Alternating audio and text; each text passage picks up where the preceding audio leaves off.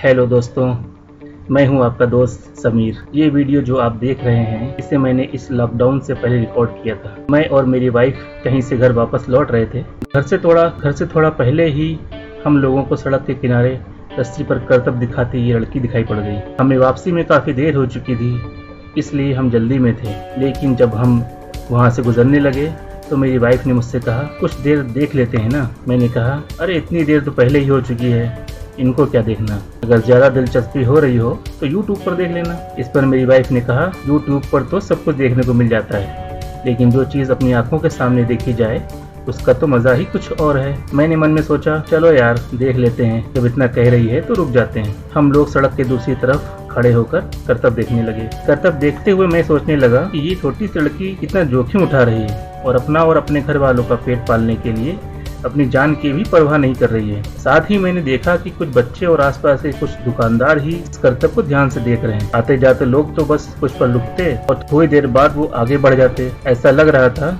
कि ये करतब कोई अनोखी बात नहीं है जिसे कोई ध्यान से देखे। इतने में मेरी वाइफ बोल पड़ी, अरे जल्दी से अपना फोन निकालो और इसका वीडियो बना लो। मुझे थोड़ी दिलचस्पी होने लगी थी, तो मैंने अपना फोन निकाला और वीडियो बनानी शुरू कर दी। वीडियो बनाते बनाते मेरे दिमाग में कई सवाल उमड़ रहे थे। पहला सवाल तो यही था कि आखिर ये लड़की इस करतब को दिखाकर कितना कमा लेती होगी। उसके पुराने और गंदे कपड़े देखकर यही लग रहा था कि कुछ खास कमाई नहीं होती होगी। पता नहीं इसके घर वाले इससे ये काम क्यों करवा रहे हैं। ये तो इसके पढ़ने लिखने की उम्र है, पता नहीं ये लड़की पढ़ती लिखती भी है या नहीं। मैंने देखा कि उस लड़की की मदद के लिए एक लड़का भी था जो उस लड़की के आसपास ही नजर आ रहा था। वो लड़का इस करतब को कंट्रोल कर रहा था। उसने ही रस्सी को लोहे के खंभों के सहारे खड़ा किया था और पास में ही एक साउंड सिस्टम पर उसने 90 के दशक की किसी फिल्म का गाना चला रखा था। अभी करतब चल ही रहा था, मुझे लगा काफी देर हो रही है, तो मैंने वीडियो बनाना बंद कर दिया और वाइफ से बोला, अब चलो काफी देर हो गई है। मेरी बात सुनकर मेरी वाइफ बोली, ठीक है चलो, लेकिन उनको कुछ रुपए तो दे दो, फ्री में ही एंजॉय करके जा रहे हो। मैंने लापरवाही से कहा,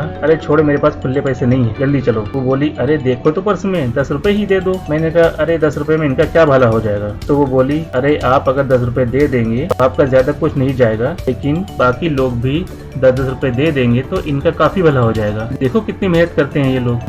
मैंने अपनी पर्स निकाल कर देखा तो उसमें 10 रुपए का एक नोट दिखाई पड़ गया। हमने सड़क पार की, लड़की भी रस्सी के एक छोर पर जाकर रुक चुकी थी। शायद अब करतब पूरा हो गया था। मैंने लड़के को अपनी तरफ बुलाया और उसके हाथ में 10 रुपए थमाकर हम आगे बढ़ गए। रास्ते में मैं सोचने लगा कि पता नहीं इन लोगों को ये करतब दिखाने के बाद कितने रुपए मिले होंगे। अगर देखने वाले सब लोगों ने 10-10 रुपए भी दिए होंगे तो जरूर इन लोगों ने 200-250 रुपए कमा लिए होंगे। मुझे एहसास हुआ कि वाकई ये लोग हम लोगों का मनोरंजन करने के लिए कितनी मेहनत करते हैं। इनको कुछ दे देने से इनका कुछ भला तो हो ही जाएगा। मैं सोचता हूँ जब भी हमें ऐसे लोग करतब दिखाते हुए दिख जाएं तो उन्हें कुछ न कुछ रुपए जरूर दे देना चाहिए, भले ही हमारे पास उनका करतब देखने का वक्त ना हो। यही इनका रोजी रोटी चलाने का जरिया होता है। इसी तरह हम उन लोगों की भी मदद कर सकते हैं जो साइकिल रिक्शा चलाते हैं या मेहनत मजदूरी करते हैं। मैंने अक्सर देखा है कि जब हम किसी गरीब मेहनतकश आदमी को उसका मेहनताना देने चलते हैं, उसे कम से कम देने को ही अपनी काबिलियत समझते हैं। ऐसे लोग उन लोगों से तो बेहतर ही होते हैं, तो अच्छे खासे होकर भी मांगते फिरते हैं और हम उनको कुछ न कुछ दान समझकर देते भी रहते हैं।